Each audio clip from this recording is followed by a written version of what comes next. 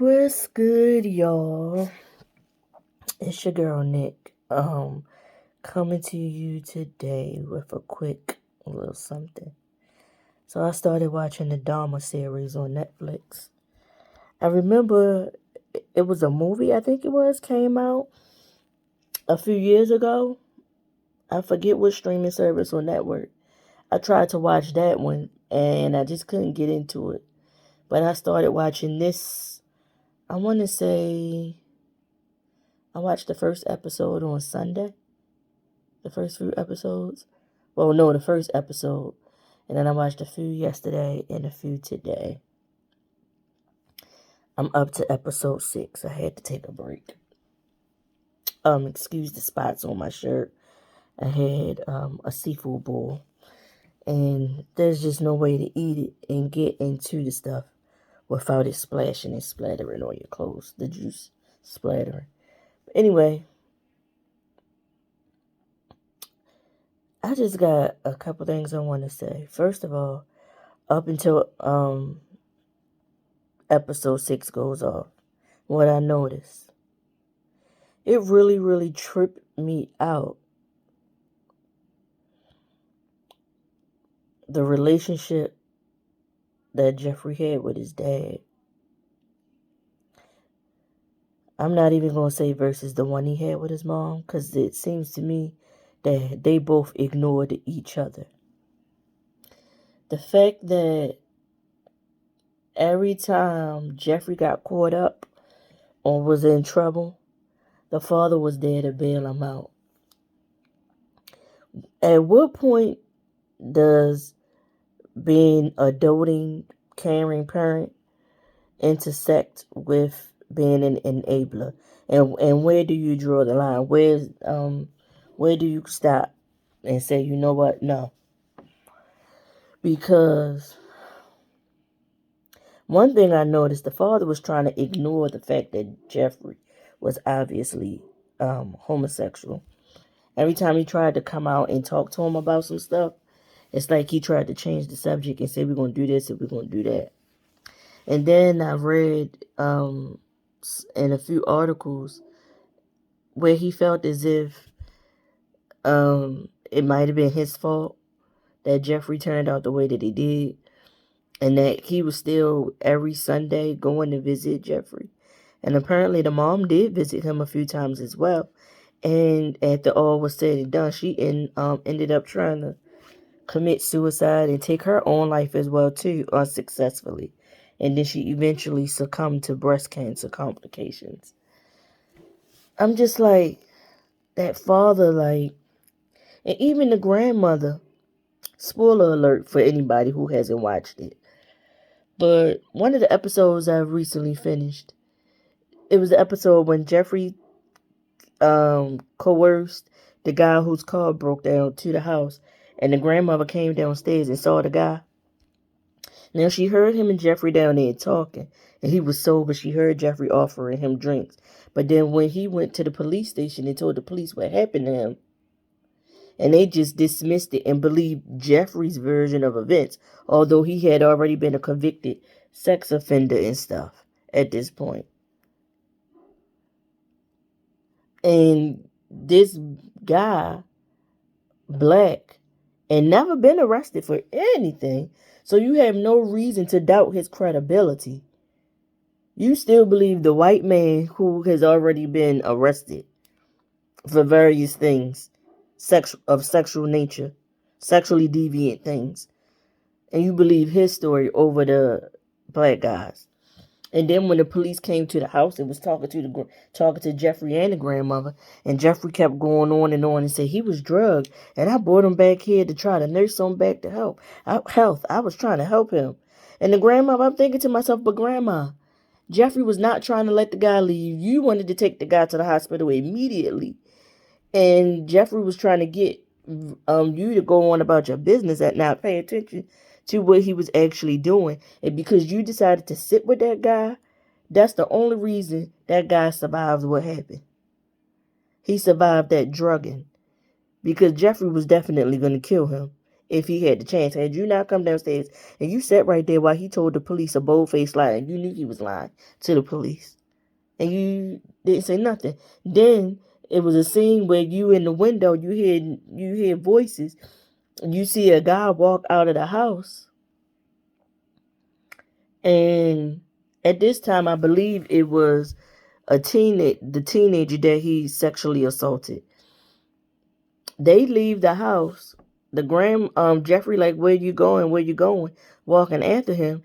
If the grandmother hadn't come to the window, knocked on the window to get Jeffrey's attention, Jeffrey definitely would have went down the street and probably grabbed that guy and tried to drag him back to that house after he knocked him upside the head. So it's like, Grandma, you kept saying he need to go to church and pray more because the demons and the devil was chasing him. That's what kept him drinking. What about him drugging all those people? And at this point you don't know it's a lot, but you've seen 2 instances where somebody trying to leave. So he's not doing something that's right, that people want to leave.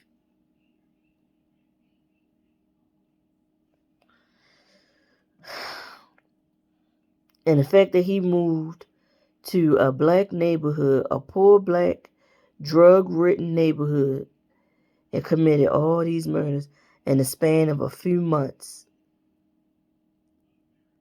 is astounding. I wonder if he really was telling the truth when the cops questioned him. Like, was it more than 17 people? Did he really not kill again for an entire, 10 years? I really wonder, but we'll never know because, he was killed in prison not long after, a few years later after he was sentenced. But it's just like, And to think he got away with this back then, he would definitely, how much he got away with back then versus how much more he could get away with these days. The way things are these days with us being told never go with a stranger, but yet with these car ride services, we are hopping in cars with strangers. It's so many ways that he probably could have gotten away with way more today than he got away with back then. It's astounding the way they just look past all that stuff. The one cop who caught him when he was trying to dispose of the first person he killed, and he said, "I don't want to do no paperwork, so get your ass in the house. Go back home." But this person is obviously drunk and driving. And you just take their word for it. They drunk driving with a bag of trash in the car that they need to dispose of. It's astounding. It really is. And it's coming off to me like, I'm not sure. I mean, yes, I think he was gay and he's attracted to men. But I think Jeffrey really, really got off on sex acts with a corpse. I think it was the corpse that really got Jeffrey off. Not a sober, not being lucid and being with a man, because the way it's going, he's not with anybody unless he is under the influence of something. Or at least they are under the influence of something. Very heavily so. But that's all I got for y'all. I'm gonna finish the last couple of episodes tomorrow.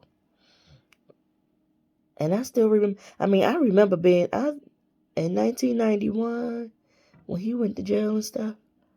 I think I was still in elementary going into middle school.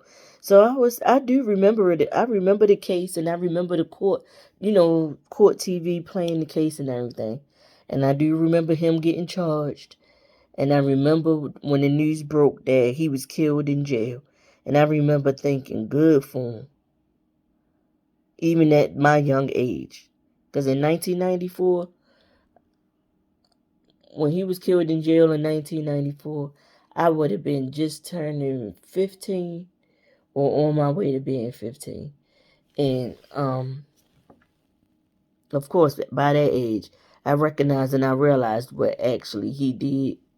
And I remember people making jokes about it and stuff, about him being a cannibalist and stuff, and murdering them people. But not until this documentary did I realize that most of his victims were black or people of color. Another thing I want to mention, I said this was going to be quick, and we already 10 minutes in of me just rambling. But something else I want to mention real quick that pissed me off.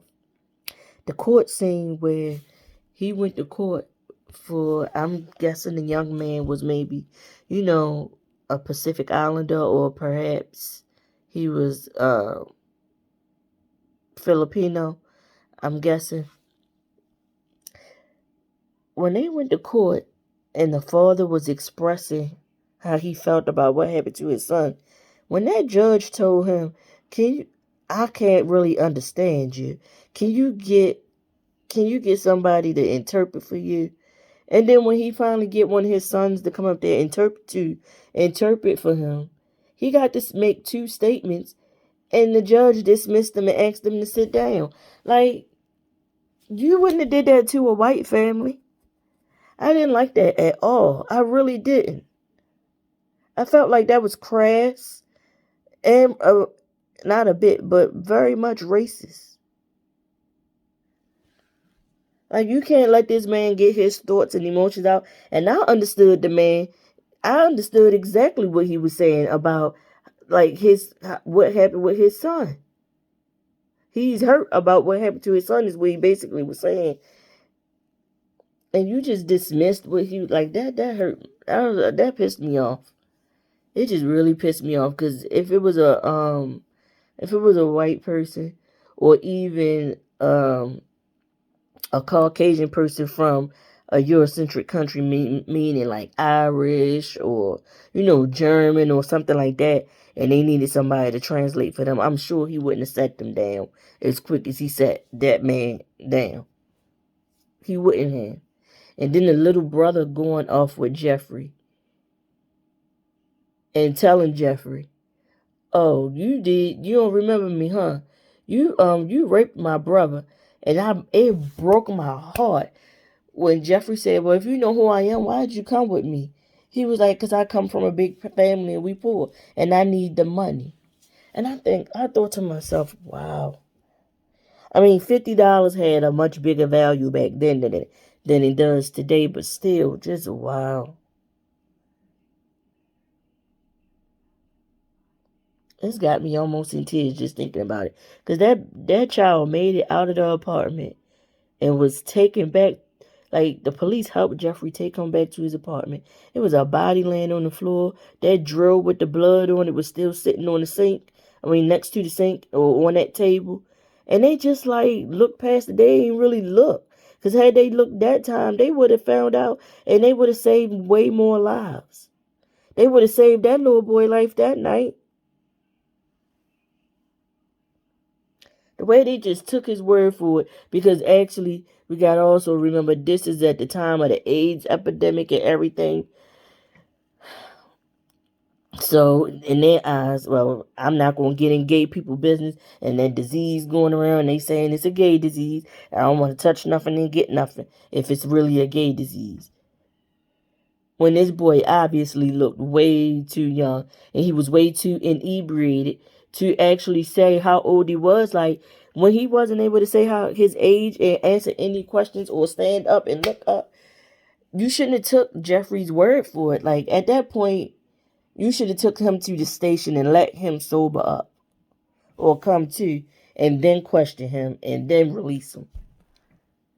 Not help him take that boy up to that apartment where he died. That's it. That's all I got thus far for this Jeffrey Dahmer series. I don't know if I'm gonna have more to say when I finish it, but I just had to say that real quick. I'll see y'all in the next one. Click the like button and subscribe if you haven't already. Get in the comments and tell me your thoughts if you're watching it.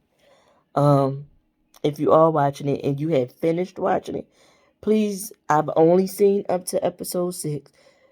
So, and I'm starting the episode 7 tomorrow. So please don't give me any information past episode 6 if you decide to come in and comment on something. Please don't ruin it for me. Thank you. I appreciate y'all. I appreciate anybody who comment, like, or subscribe, or even just click the video and view it for however long they view it. I appreciate y'all. I'll see y'all in the next one. Peace.